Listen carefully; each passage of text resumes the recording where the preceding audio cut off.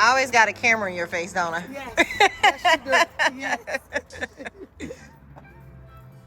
How long you been here? What color? Go ahead, shake the shit. Mic check 1 2 1 2. Perfect. Go ahead. Yo, but how many know that when you have a purpose and a calling on your life, there's nothing that nobody, and nothing can happen? I am Angela C. Wright. Over the top, the gotcha. He said your numbers has shrunk. He said, I don't know how, why. You're not gonna get like, you're gonna have to have mounds of security for me because you're not gonna get me. If I wasn't depressed and going through what I was going through, I probably would have never started. Angela C. Wright. That is she. It is I. So if I do a quick search for you on Google, I can easily tell that you've been sentenced to 30 years and 4 months. Right. For one count of conspiracy to distribute and possess more than 5 kilos of cocaine. Mm-hmm. And 50 grams of cocaine containing base, which they mean crack. Yeah.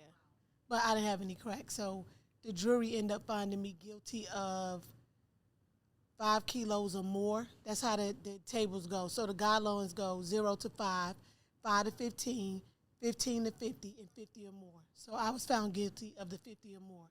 In that sentencing, they charged me with 154 kilos. Wow. But it's a nonviolent crime. Exactly. You got 30 years.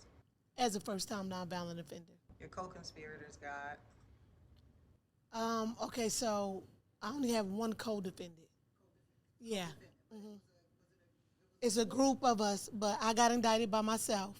And they came back and gave me a superseding indictment. And looking back on it, probably was because their case wasn't jam tight with just having me by myself. So they added a co-defendant, which was the guy that I was going with at the time. And his mandatory minimum was 20 years because he had been in trouble before. They told him if he gave them me, they would cut his time in. So you know what he did? He gave me up. So just so I'm clear, he had previously been convicted of crime. Yes. You had not. No. He told on you. Exactly. You got 30 years in 4 months, and he got 10 years. But the crack law came through, and that took some off his case. Then the 2-point reduction, so he might have did 3 years. Might have did 3. But in total, you did 13. I did 13 years, 10 months, and 20 days. And he did possibly 3 years. Yeah. So when the judge told you what your time was, the judge in federal, they give it to you in months. So he said, they give the whole spiel before you get the time. And he said he's never had a woman of my caliber to come into his courtroom. He used to see women come in his courtroom that maybe have rented a car for a guy and or either held money, drugs. But he said that I was smart, that I was educated, and I used everybody else as puppet to draw out everything that I wanted to draw out. And so he said, therefore, I sent you to the custody of the Federal Bureau of Prisons for 364 months. I just went, no. I was like, turned around, looked at my mother, and I'm like, who is he talking to? Because clearly he couldn't have been talking to little old 364 months and I'd never been in any trouble. Yeah, but indeed, he was talking to me. did you just go numb? I just went numb. I didn't say anything. After I looked at my mom, I'm like, who are you talking to? I didn't say anything. They have, the bailiff and them, the marshals come on each side of you or whatever, and they took me back to the back, and they let my mom and sister come back there for a little bit to, to see me, and I just was like, no words really. It was what to say. Yeah. In your book, Pit to Palace Mentality, in the first chapter you talked about taking accountability. Accepting responsibility. Accepting responsibility. How do you accept responsibility and take accountability for something that was so unfairly judged? Because I had to get to that point. And it took me probably about 8 years because those first couple years I shift the blame on everybody else, on, the ex-boyfriend that told on me, on the friends that told on me. I mean, they even had subpoenaed my housekeeper to court and, you know, just everybody else, except for I had to come to grips. If I wasn't doing anything illegal, there wouldn't have been anything for anybody to tell. Yeah, so that's how I came to grips with it. Like, Shay, you played a part. You just mad you got caught. Yeah. Let me ask you this. Were you angry with God at all? Was there ever a moment where you felt like he had abandoned you? Oh, absolutely. Absolutely. I wasn't angry with God when I got the time because I got the time and it knocked me down for about 3 days, you know. But then I just told myself, oh, you'll get out of this. You'll go home. And at that time, I was still operating in self and not really into my higher being. So I was still thinking like money, the appeal lawyer, I'll win my appeal, something like that had happened. But the appeal came, I lost it. 2255 came, I lost it. So now it's like you're stuck with this reality like, wait a minute. Girl, you really got 30 years. You know, and the first 17 months in prison, I feel like I slept. I worked at Unicorn, which back then people don't notice, and I think this is funny. Remember 411 operators? Mm-hmm. When you called 411 assistant, that was us in prison. And if you called after 3 a.m., which was West Coast here, will be midnight. If you called that after that, you was definitely going to get the call center in Florida where I was. And so I worked the night shift. I worked 11 at night to 7 in the morning. When I got off, I take a shower, would grab something, and I slept all day long. And this is how I spent the first 17 months. But I definitely was upset with God when it seemed like, dude, you really going to let me sit here? You really going to let me be here and I ain't killed nobody? I mean, I helped everybody out when I did have money, you know? But now that I can look back, I can say it was things that I had to go through. It was things that had to be broken off of me that were in my heart and wasn't on the surface. Okay, so what? You good to people. So what? You got a good heart. But what about that nasty attitude? What about the bitterness? What about the grudge you holding against the dude who testified against you? Those are all things that we tend to overlook. But God knows best. Yeah, but I definitely was upset with him. And oh, God, when my clemency got denied the second time, I really was upset. Can we dive into that? Of course we can. So that was during the Obama administration. First of all, I've always been the girl that looks crazy to everybody else. I've always been that girl. Before prison, I've just been that girl because I've just always had a huge imagination. And I've always dreamed big. I've always believed like whatever I wanted to do, I was going to do it. I remember being like a little girl and I'd be like, oh, I'm going to be on TV one day. I just didn't know TV was going to be my case, you know? But I believed that big, and even in church, I was the little girl that they called on to present the money to the guest pastors, to get up and say this because I had a big voice and I just wasn't a shy person. So before it became a thing for clemency, you know, I'm pretty much educated, so I know there's a process. So I was filing for clemency when people didn't even understand what it was. And they'd be like, oh, you ain't did enough time. You're crazy. The president ain't going to let you out of prison. You know, but hey, I didn't let it bother me. I wrote the Senate, more than one, the entire Senate. Do you know how many stamps that is? I used to trade food for stamps. Give me a book of stamps because we had a limit of 3 books of stamps a week. I would trade food and tell them like, oh, get your stamps for me this week. I give you what you want. Or I had my mom put the money on your books. Because, you know, I had to write 120 on the Democratic, you know, and the Republican, and I would go to mail, to send out to the mail. You got to give your mail to the guard. They would think I was insane.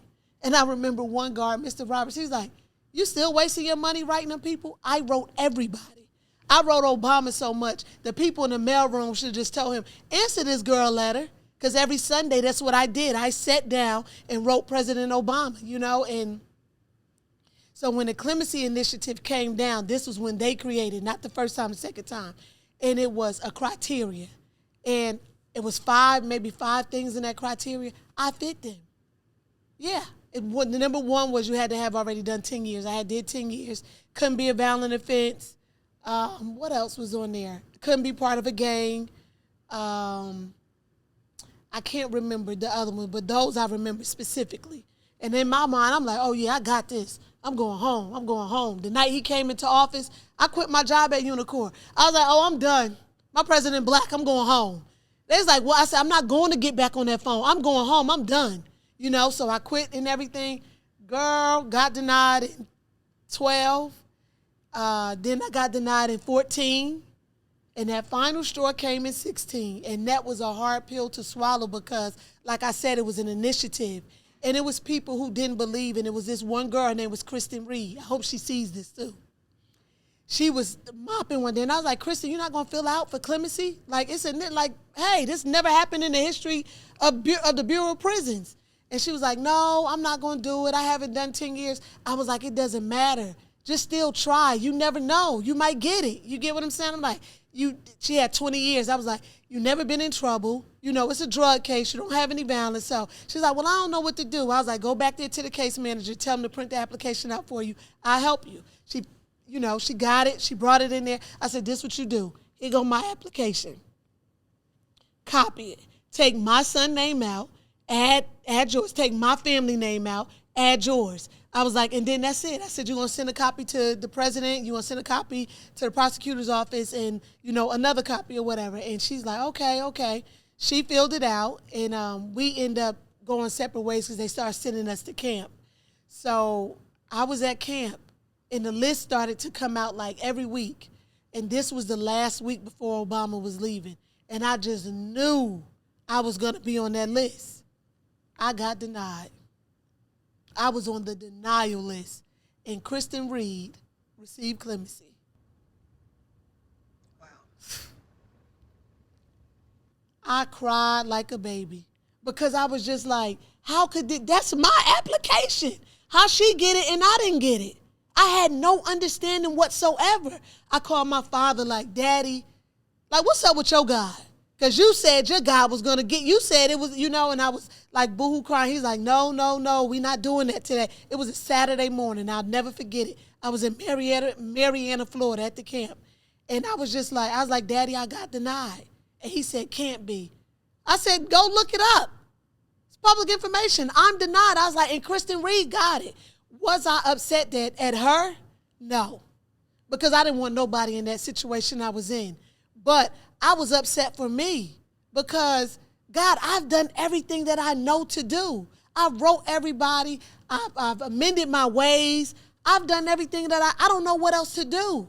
And then how could you let this slap in my face come where this girl get it and she wasn't even going to fill it out, let alone fill, so. That was a really, really, really, really hard pill to swallow while I was there. But, I was happy she got it. And then, on the flip side, 2 weeks later, I received my first reduction, which came from, it was called the 2-point reduction. So it was a change in the sentencing guidelines. And the lady that did that paperwork for me, hey, Miss Pat, she was another person. She was a prisoner. And she filed a motion for me. And I wanted to pay her because, she filed a motion. She was like, oh, just get me a creamer, a coffee, and a sugar. So that had to be all of $8 that I paid her. So here it is. I paid the first lawyer $75,000 cash. My mom took it to him in a brown paper bag. The second lawyer was $25,000. I still had 30 years. I paid Miss Pat a creamer, a coffee, and a sugar. And I got 8.5 years off my sentence. And yeah, divine intervention. Yeah, so it was like that door closed, but God had already knew, like, I got this coming for you. And when that came, no, I wasn't free immediately, but I could see the light. Yeah, because it had brought me down to 21 years and 10 months. I had already been in 10 years. And then with good time that I did have left, that would have left in the drug program, it would have left like 5 years on my sentence. So I'm like, I could see the light. Yeah, but I didn't give up. Can we talk about your son? Of course. He was 10? He was 10 when I went in. He was about to be 11. I left in February, and he was turning 11 April 12th. So what was it like when you called home and Brad had, I don't know, something life-changing happen that happens to kids, whatever the case may be, and you are in there parenting from the inside. So I can say this. That day that I lost clemency was a hard day, and the day that Brad graduated, that was hard for me because I always thought I would be there, but I wasn't there. And the day that he made it to the championship, they played on ESPN. He was at the Dome, and I was in there, and they won. And he scored the scoring touchdown, Those were very hard moments for me. My time, I always tell people, my time wasn't hard. I didn't, I had, thank God, I had friends, I had family. My ex-boyfriend, JD, even after cheating on him with that dude who told on me, he still financially provided. So, and then I had another one of my god friends, Demetrius Jones. Financially, I was taken care of. But it was just things like that meant the most, that I couldn't be there for Brad when he was dating, or, when he started having sex. My mom, them not even paying attention, was when he started smoking weed, things like that. And those were the things that tore me down. Those were the things that made me go to bed crying at night, and get up the next morning with a mask on like everything was okay. But it was always Brad that was able to pierce my heart, because everything else, my parents, they grown, they was going to take care of themselves. But it's like the one person that you give life to, how could you abandon them? And that was like a hard pill for me to swallow, You never want to be the person. You always, as a parent, you want to be the person that brings comfort to your child. That's a symbol of love for your child. No one wants to be a disappointment or reminder of abandonment or failure, And even as he's a grown man now, I see that he still struggles with abandonment. Him and his baby mom don't really always see eye to eye. But I know he sticks it out because of his kids. He don't want his kids to feel what he felt with me being gone from him. Yeah. How has it affected the relationship that you two have today? No, not at all. And I thank God for my mom and my sister. He was able to see me all the time. Before there was a video visit, when I first got locked up, my mom and them would come down to Florida on a Friday. They'll stay the whole weekend, get a room, stay. So I got to see them Friday, Saturday, Sunday. As time went on, they started coming every other weekend. When Brad became like a teenager and wanted to do things that kids wanted to do, I didn't feel like it was fair for him to spend his Saturdays. He go to school Monday through Friday. He shouldn't have to come spend his Saturday in a drab visiting room. I didn't allow them to come visit me on holidays.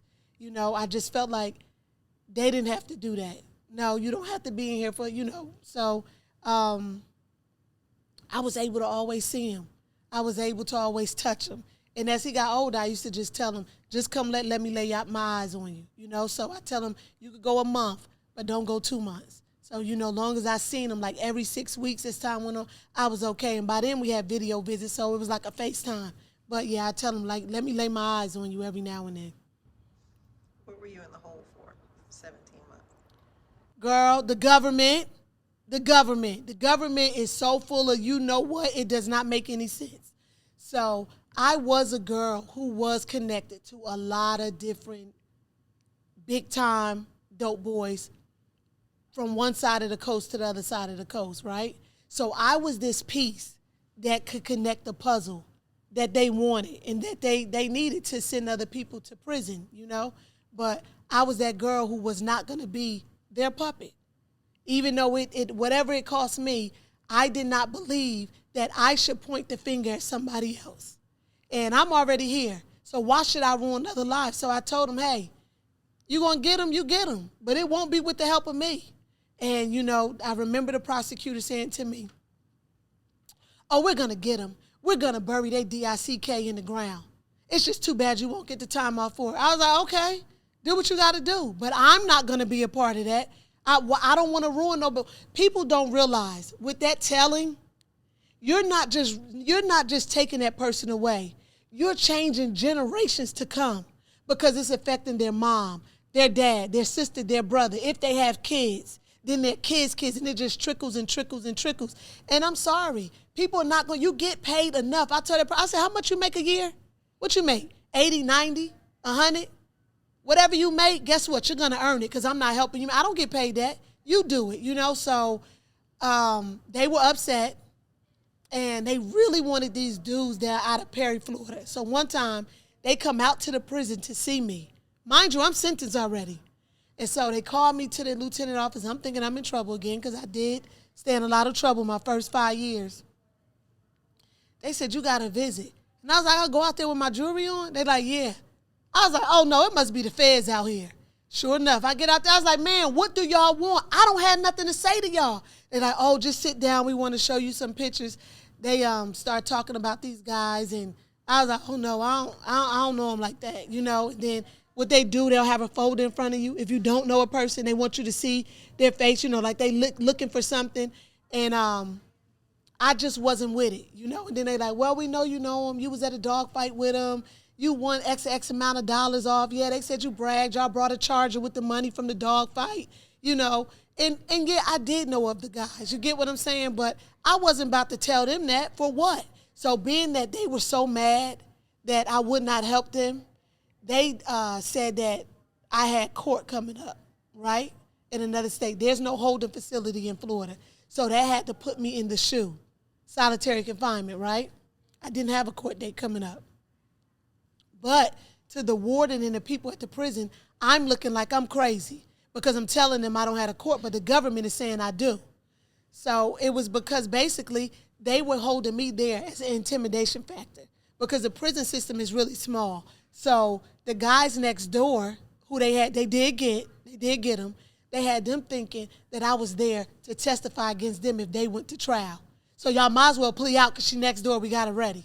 So that's what they thinking, like, if we go to trial, Shay gonna tell on us. But I had no intention, but that's the games that the government plays. So needless to say, I sat there until the director of prisons was coming around one day. And, you know, I thank God for some of the guards that was there. All guards aren't bad guards. And they took a liking to me. You know, God placed many people in my life on that journey. And I'll never forget Kevin Brown. He was an officer at the time. I hear he's about to be a warden now. So I hope he has that same heart that he had back then. He came to my door. He said, the director of prison's here today. He's like, you want to talk to him? I was like, yeah. He's like, I'm going to make sure he come on this wing over there where I was at. He's like, now that's all I could do. I can't make you talk to him. He's like, don't be scared. I was like, man, dude, get him over here. So sure enough, they come walking through like the men in black with their suits on. I'm short, so I stacked some books at the bottom of the door for me to stand on so you could see my face through the window. And he was coming by. I hit the window. I was like, excuse me, I need to talk to you. The warden then was behind him doing me like this. I said, they telling me not to talk to you. I need to talk. I didn't care. I had nothing to lose. At this time, I had been in there for 17 months, 24-hour lockdown, coming out Monday, Wednesday, and Friday to take a shower for 10 minutes, even when my cycle was on. You know, so days that they didn't allow me to take a shower, I stood up in front of the sink and washed up a whole bath, basically. You know, I stood up in front of a sink and they give you styrofoam cups to drink, you know, and I would save my styrofoam cups, run the water. I would split like a plastic fork, split the end of it with my teeth, stick it in there so the water would be hot and continue run, soak my body up, and I would take the cups of water standing over the toilet to get the soap off my body. That's how I had to. I did that for 17 months. And I would get the water off the floor. It's a drain in the hole. I would take sanitary napkins and stick them to the bottom of my slides and mop the water to the hole for it to go down. Like, basically like like an animal. You know, that's what I did, but I had to do what I had to do. And I told him, I said, I've been in here at that time. It was like right at almost 17 months. I said, I don't have a court case at all coming up. I showed him a letter where I had filed a motion and the court couldn't find me. You couldn't even find me if you looked me up because that's the game the government played. And I showed him the letter. I said, they don't even know where I'm at. I said, the warden won't listen to me. The AW won't listen to me. No one is listening. Could you please get me out of here? And he told me, he looked up on the door, wrote down my name and my number, Harvey Lappin. I'll never forget it. That's who was the director at the time. Next thing you know, I was on a plane. I was out of there. Yeah. Wow. Yeah. You got in trouble the first 5 years? Yeah. And what about this fight that I'm hearing about, this jumping that happened? Yeah, so my first year in prison, so, you know, coming off the streets and coming to federal prison, like, you always hear, like, oh, if you got to do time, you do it in the feds, and that's the place to be. No, it's not. Prison's not nowhere to be. I don't care if it's state or federal, and I didn't really feel like I had anything in common with the people I was around. I'm sorry. I don't know what type of money y'all was getting, but I was really getting to the money, and I didn't want to sit up and trade stories with people, talk about what has been. I just was focused on how I'm going to get out of here. So a lot of people took that as arrogance, and I wouldn't talk to people. I didn't want to talk to y'all. First of all, I got 30 years. I don't want to be bothered, so that created like a lot of, oh, she thinks she all that. She thinks she cute. I used to take my sweatshirt and tie it around, and one day this girl told me, I don't know where you think you at. You ain't at college. This prison. This ain't no prep school, whatever. But, so I ended up getting into it with this girl, Boo, and they came in the unit one morning. I was getting my hair done, and some girls told them where I was. At the time, they had just implemented cameras. So they pulled, like a scully cap. They pulled them over their face to get past the cameras. And somebody told them where I was, and she came in there, and she, all I remember, like, my head was down, and her finger was in my face. Like, why you?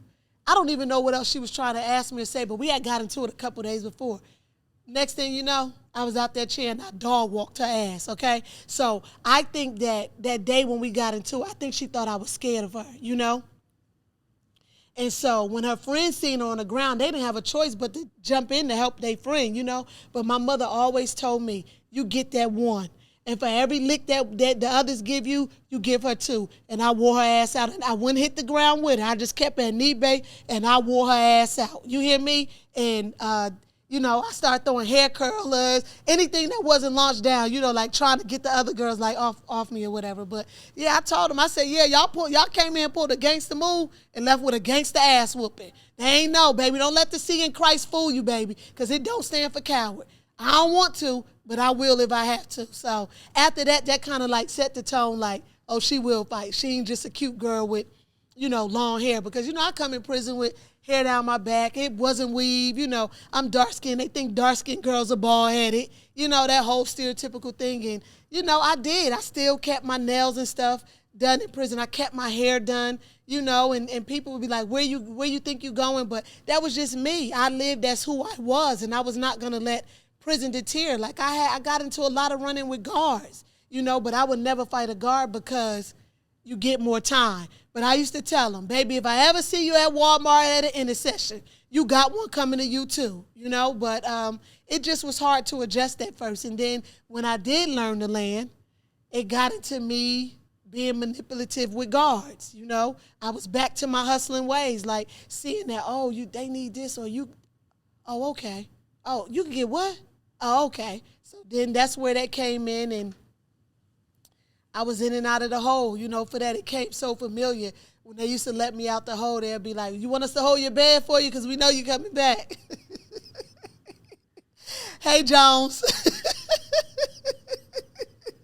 Let me ask you this. Your ex that told on you and got his sentence reduced. Randall. Randall. Randall Randolph. Randolph. Randall Teron Randolph. Okay. How do you feel about him today? I don't have no ill feelings. I don't choose to talk to him or to deal with him or anything like that, but you have to eat what you preach. And I preach forgiveness. You get what I'm saying? I'm always telling somebody about forgiving somebody, and you have to truly, truly forgive a person. So I forgive them, but the Bible does not teach that you have to be around the person. Your job is just to forgive them. And for a long time, I felt like that's what was holding me back. Because with my mouth, I said I forgave him. My own cousin, I said I forgave him. But in my heart, I truly hadn't forgave him. So I don't wish him no ill feelings, anything like that. He actually tried to reach out to me about 3 months ago. And one of my homeboys from down there called FaceTime. He was like, Ann, somebody wanted to talk to you. Next thing you know, Randall is in the phone. Now, I'm not a cursor, but that day, I don't know what came across me. I'm a yeller, but I'm not a cursor. I don't really use profanity, yeah? But that day, yeah, I kind of had some choice words. And, he was saying he had some money for me. You cannot give me no money. There's no money. And I think, too, that's how I knew, like, I had really changed. Because everybody do know that I was about money, about my bread, so, but you can't give me money. That's tainted money. I don't want that money. No amount you could give me can make up for the years that I lost with my son. You get what I'm saying? For the years that I took away, robbed my mom and my dad of. Your money's useless to me. So, yeah, I don't have anything against him.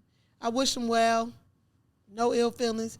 As he can see, God is good to me. I hope he's good to him too. Yeah. So we talked about your clemency getting denied under Obama. Mm-hmm. Right? Mm-hmm. So who let you out? Orange man. No, sorry.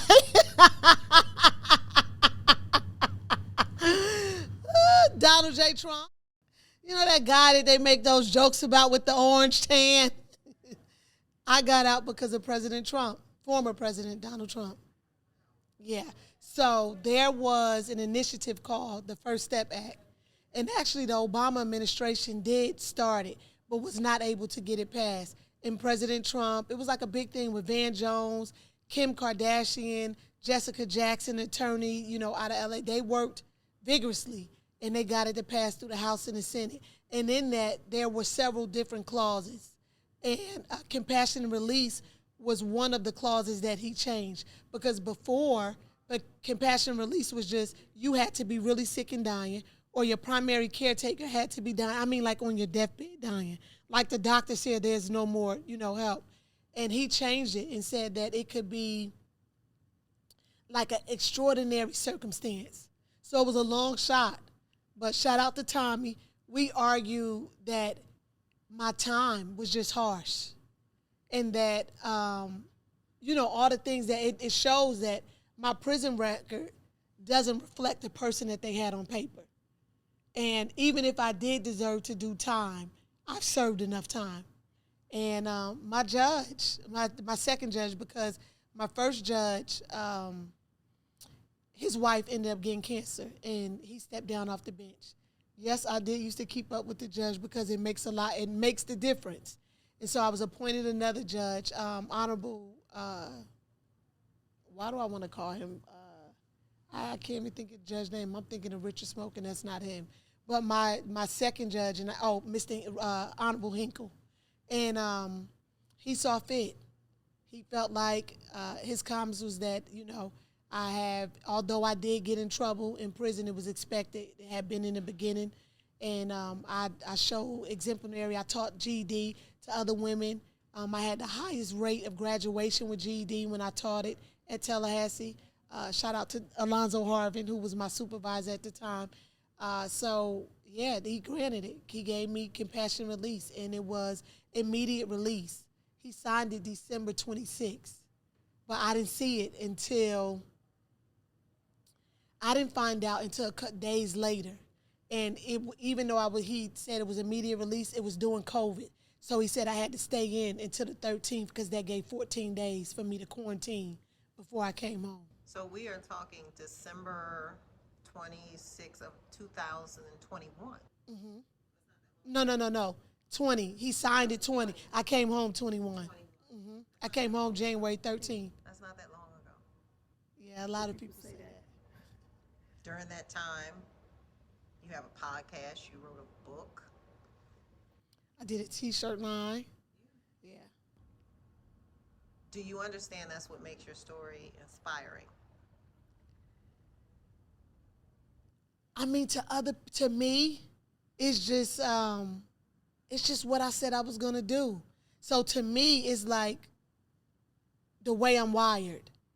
And then I also told God, I didn't make that baby promise. God, if you get me out of this, I'd never do anything again. No, I never said that, but I knew I'd never sell drugs again. But I did say, God, when you deliver me, I'll tell everybody it was you. And as for as many lives as I ruined selling drugs, I'm going to do my best to heal through inspiration in my story. So to me, It's what I'm supposed to be doing. It's me walking in my purpose. This is my destiny. But to others, it does look like, man, can't believe you did it. But it also, people don't see the background work. This all started in prison. The book was wrote in prison.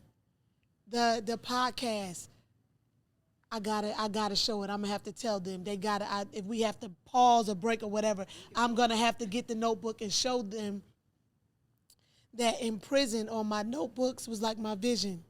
And I had cut out a microphone, and it was symbolic of my podcast. And I said, #1 podcast, most amazing woman, those type of things. So all this was birthed while I was there. And I knew when I came home, I just had to hit the ground and running. Everything was, lined up in place. Yes, the podcast has taken a little longer, but I was able to come home, find a great editor for the book.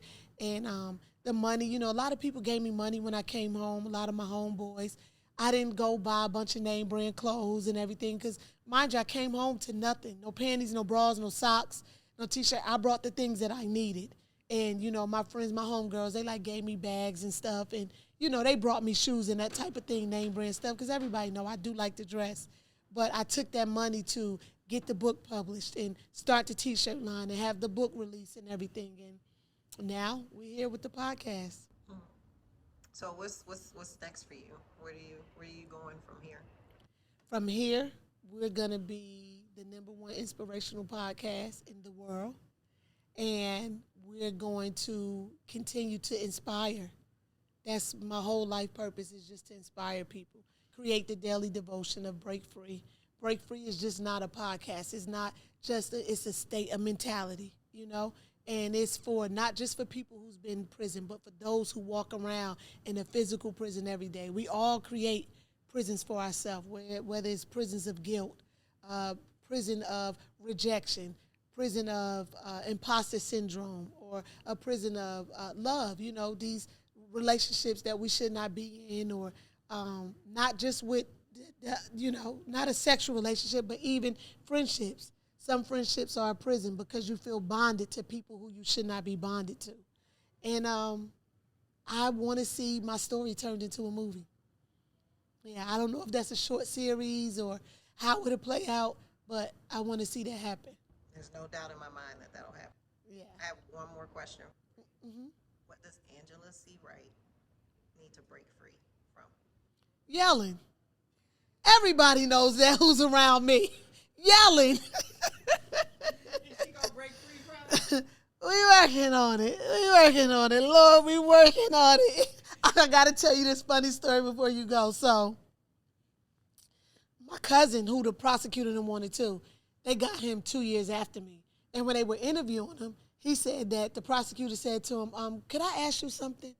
What is wrong with your cousin? Why does she do all that yelling like that? And my cousin said to him, oh, don't pay no attention. She always been like that. I told my aunt and uncle they could get a check for her. So are you gonna break free from it? I'm working on it. I'm doing better. But yeah. Because you had all of us shook around here. Yeah. So I'm waiting for that. Yeah, and that's part of that Capricorn nature too, of when you have something in your mind and you know how you want a thing to be, you want it to be how you want it to be. You want it to be how you envision it to be. And if it feel like somebody is dropping the ball on that, then yeah, full throttle, I'm coming. Yeah, but I'm gonna do better with yelling. Gotta do that, yeah. Well, congratulations. You are an inspiration. Your story definitely needs to be told. Thank you. Over and over again. We want to hear it. We are here for it. Thank you so much. Make sure y'all watch, tune in, share. Break Free Podcast it's a movement. We're breaking free. 2024 and beyond, we're breaking free. Yeah. Heal people, heal people.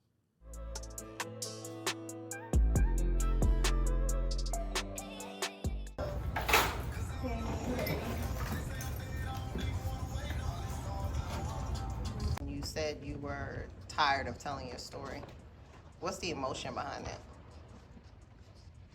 I was trying to wrestle with myself to ask myself that, like, why are you but for one, I just feel like on the surface, I feel like it's repetitive. You know, I just feel like everybody already knows. You know what I mean? But I can't assume that the world doesn't know. Right. You know, but it just seemed like I tell the same story over and over again. Like people don't want to hear the same story over and over again. I just was thinking like if I'm tired of telling it, then people probably tired of hearing it. I said maybe if I can not reinvent the story, but just maybe pull certain parts out of it and then just tell that part because people know like the gist. She went to prison for a big dope conspiracy Right. case, you know. But if I can just pull out bits and parts, like yesterday when I was talking, I pulled out a part about when my cousin, you know, somebody told him they seen me in transit and that I looked bad, I had lost weight, whatever. But what they didn't know is I had been in the hole. I had been in confinement for 17 months with no light, no sunshine, no none of that, Right. you know. So of course, my skin, you know, I'm a dark skinned girl naturally, but when you don't have no sunlight whatsoever, no vitamin D to your body, then I started to look like a caramel complexion girl. You know, I was really, really pale, and I had lost weight, and then my hair was nappy because I couldn't get my hair done. Right. You know, I was in the hole, so I just kind of had it like in plaits. It's always been long, Right. but it just, you know, it just didn't look like me. And Right. then How you get that, man? Say the nigga sent you, man. Yeah, the nigga sent you first. The nigga you was creeping with sent you. You forgot that. Then some other shit happened. Hey, man. he had a baby, like around, he waited as long, you know, his life was on hold for like 7 years, and then he had a baby, in Harlem, and how old Harlem now? 10. And he's with, you know, him and the girl, they still together, so, but we still like the best of friends. I see. Yeah, we still the best of friends. So what was the feeling? What made you decide to say, hey, I got a building? Because that's what I heard yesterday. Am I wrong? Yeah. I'm trying to think if there was a feeling. I think it was just like we were talking. She's like, I have this idea. I want to do this podcast. You know, I don't know even if you said I'm looking for a location. You said I have the set already done, and that's just something I really want to do. And when I was looking at this space, the intention for it was to be a space so that entrepreneurs, young women, if you needed office space, if you needed to come film your podcast, if you needed to do your photo shoot, or whatever service we could provide to help you build your business, I wanted this space to be that. Gotcha. So I don't know if it was like a thought. It was like, oh, perfect. You are doing this. I have this. Let's do it. So it was divine intervention again, Phree. Yeah, you know, Shauna downplays a lot of stuff when it comes to her, so let's just give that praise. You know,